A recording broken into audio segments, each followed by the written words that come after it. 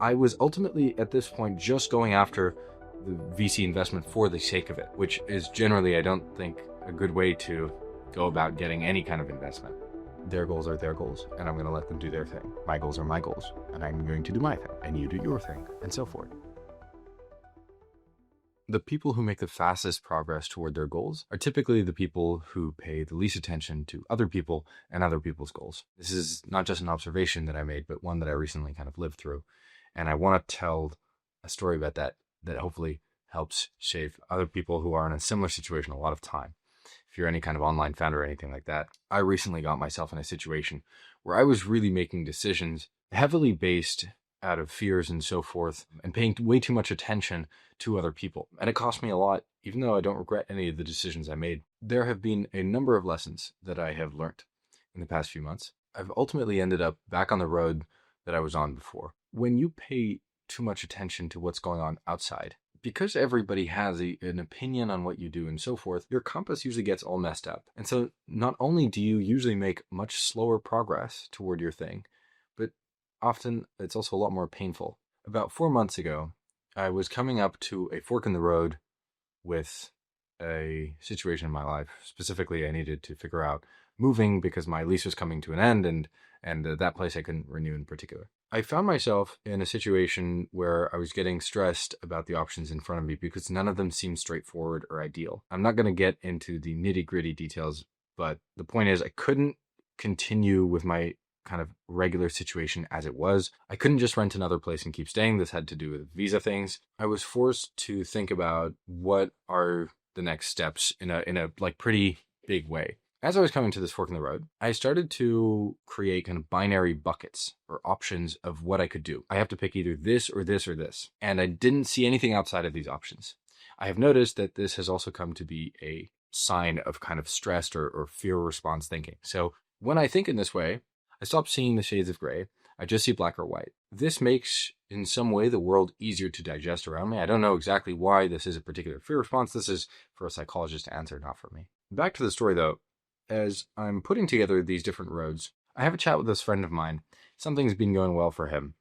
And I get interested and we talk about it and so forth. My eyes kind of light up with this idea of this other new path that opens up if I consider this thing. And of course, the grass is always greener on the other side. This line of thinking is ultimately the one that would lead me down a path that would, well, teach me a lot. Let's put it that way. At this point, I'm not 100% sure what I want. I've created a couple different specific options and I've stopped seeing the shades of gray. I see this other thing. Of course, the grass seems greener on the other side. This is where I make a decision for the wrong reasons to start with. Now, this ultimately in this situation was me actually pursuing this VC program and so forth. I do not think that VC is bad, that I shouldn't have done the program. I don't regret any of what I did. I learned a lot. I think I was actually in a good place to go after a VC program in this particular instance because I was already starting to explore the idea of building a product. However, what ultimately got me and pushed me over the edge was also this idea of the grass being greener on the other side. That was the start of this. Now, there was also some genuine, like, rational decision making behind this decision as well, and why I wanted to get involved in that game and so forth. But the seed that started that thinking wasn't the right one. And I think there's a lesson there. If I could have come up with that on my own, I think it would have been a far better decision to make. Now, as I go into this program, I make a couple more decisions, which honestly were very heavily emotional because I was having a lot of trouble with uncertainty at this time and figuring things out. And I wasn't also 100% sure on what I myself wanted. When I say emotional decisions, by the way, I'm not talking about crying myself to sleep at night and doing something because I feel so terrible. I'm talking about making decisions that are honestly suboptimal, but make me feel safer in the moment. Usually this has to do with fear. A specific instance of kind of where this starts to go from bad to worse is when I ultimately end up leaving the idea that I'm working on, which is completely fine. And I think that was a kind of a different mistake for separate reasons. I decide to stay and put myself through the program, still searching for other ideas. And this is all documented on my YouTube, me going through like, half a dozen terrible ideas. And I'm really putting myself through this because I don't have a strong idea on what I want. However, I do know that I have built myself a certain image of myself in my own head that I want people to perceive me a certain way outside of that. The people who I'm with in the program and so forth, I see it as a sign of giving up if I don't work on something that is going to specifically be VC fundable and so forth during this program. I ultimately do not want to put that out there until the very end. I didn't want to even consider it. And this is part of me being stubborn, which is a good thing sometimes. The problem with this was, though, that if I really look back at it, I didn't want to leave early because I wanted to protect this ego and image that I had of myself. I don't think leaving early would have been a better decision, by the way. So let me make that very clear. At the end of the day, the things that I did and going to San Francisco and so forth, participating in that and being there, even if I was testing some terrible ideas, was a good call because I learned a lot. And I also believe very heavily in trying to make relationships that last very long. And I want to be with people physically in person.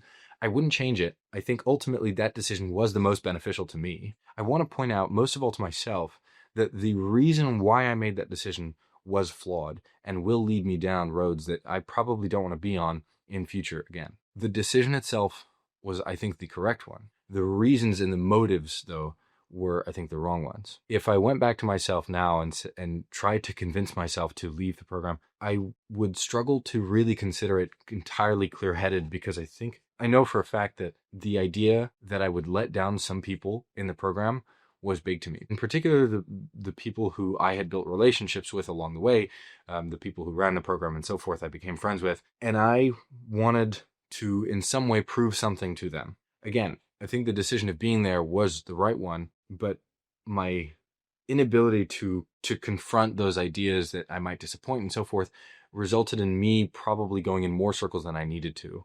Had I been able to just come back to consider, okay, well, I was ultimately at this point just going after the VC investment for the sake of it, which is generally, I don't think, a good way to go about getting any kind of investment. The investment should not be the end goal. The investment should be a tool to some sort of end goal, right? Perhaps you are building a rocket company, and a rocket company is going to need to lose a lot of money at the start, so you're going to need investors. That makes sense.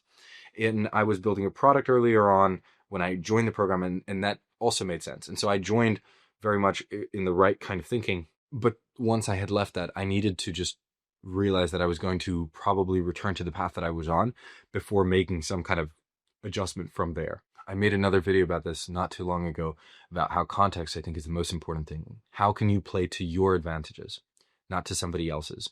Your puzzle is different to mine, and I will never know what yours is, and you will never know what mine is. But we each have our own puzzle to figure out.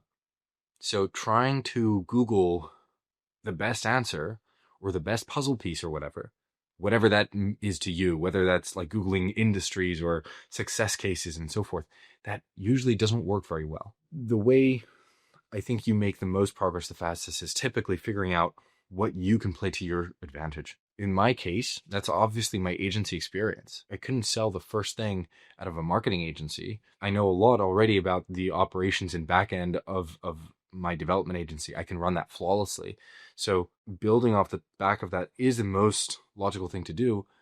Now, I struggled to consider that because it wasn't a very VC, well, it isn't a very VC backable thing. And so in the program, I don't really consider that as an option. Again, there's a mix of rational thinking here and also irrational fear out of others and so forth. It is really easy to say that you shouldn't care about what others think and so forth. In practice, in the moment, and so it is extremely difficult not to fall into these decision-making patterns which take others into consideration far too much. And when they take others into consideration far too much, typically there's also a result of not knowing what you want well enough. And I have observed this, and I also commented on another video, but the main idea here is, if you want to make faster progress toward your own goals, not paying attention to other people is typically going to benefit you more. I'm not saying just like, become selfish and ignore everybody around you. I'm saying don't pay attention to how much progress other people make to their own goals. I can care about my friends, and I can obviously care about my loved ones and family and so forth, but I don't need to pay nearly as much attention to what my kind of like outside circle is building toward their goals. Their goals are their goals, and I'm going to let them do their thing. My goals are my goals, and I'm going to do my thing, and you do your thing, and so forth.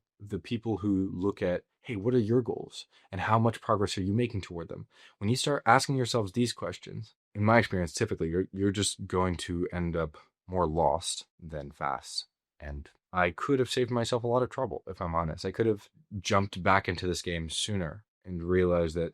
So for now, I'm going to be building back in the agency. It is the best vehicle I have at my disposition to learn the thing that I want and move toward my goals. By the way, mind you, I could get a job and so forth. I could get a job at some tech company in Silicon Valley, and I could figure stuff out that way too. It's just that's not the goal that I have, and that's okay. But to really sit down and consider what you want, and then just move slowly, like step by step toward that, easier said than done. Especially when you reach these forks in the road, sometimes you start speaking to people and your friend's doing something, you see something somewhere else, and you get attracted by that. Mind you, this program and doing this and actually pursuing VC funding as a whole for this product idea that I had was actually a good decision overall. I just think it was started by the wrong things. And I want to avoid that again in future. I should have been able to make that decision regardless of my friend being there or not. VC funding isn't some foreign world to me. I knew it existed. I knew that I could have gone into it. So hopefully I take from these lessons. Of course, there are conversations with your friends that spark a thought. That's completely fine. I'm just saying that ultimately, when you start moving into things because the grass is greener, because you have certain fears around other people and so forth, I think rarely ends up that well. Maybe sometimes it does. Who knows? Maybe I'll grow old and wiser. But nonetheless, I think I could have moved faster had I been able to make some harder decisions that confronted myself with my own weaknesses sooner. This is a particular point of mine which I have a lot of work to do on. Perhaps this is useful to somebody. If not, it is just going to be a useful note to self. With that said, feel free to comment any questions. I will answer them as openly as I can. And I will see you in tomorrow's video. Hope you have a great rest of your day.